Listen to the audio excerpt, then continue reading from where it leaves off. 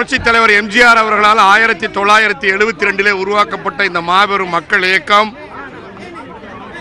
புரட்சித் தலைவர் எம்ஜிஆர் 3 முறை முதலமைச்சராக இருந்து தமிழகத்திலே நல்லாட்சி செய்த இந்த மக்கள் இயக்கம், புரட்சித் தலைவி அம்மா அவருடைய சீரிய தலைமையிலே சிறப்பாக செயல்பட்ட இந்த மக்கள் இயக்கம், அம்மாவின் இந்த ஆட்சி தொடர்ந்து தமிழகத்திலே நடைபெறும். எக்காரணம் கொண்டும் திராவிட முன்னேற்றக் கழகம் தமிழகத்திலே ஆட்சி கட்டிலே அமர்வதற்கு மானமுள்ள எம்ஜிஆர் தொண்டன், அம்மாவின் தொண்டன் ஒருபொழுதும் சத்தியமாக அனுமதிக்க மாட்டார். தொடர்ந்து அம்மாவின் ஆட்சி தமிழகத்தில் ஒற்றுமையாக செயல்படும். இதுதான் அனைத்து இந்திய அண்ணா திராவிட முன்னேற்றக் கழகத்தினுடைய உண்மையான நிலை. நன்றி, வணக்கம்.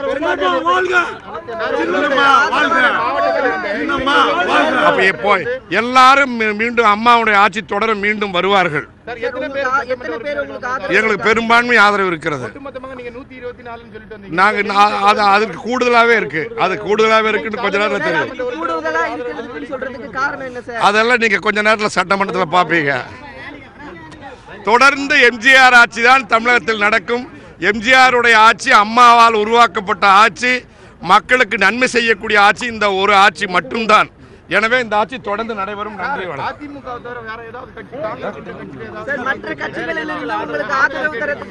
மற்ற கட்சிகள் ஆதரவு கொடுத்தால் வரவேற்போம். ஆனால் அதிமுகவுக்கு போதுமான பலம் உள்ளது.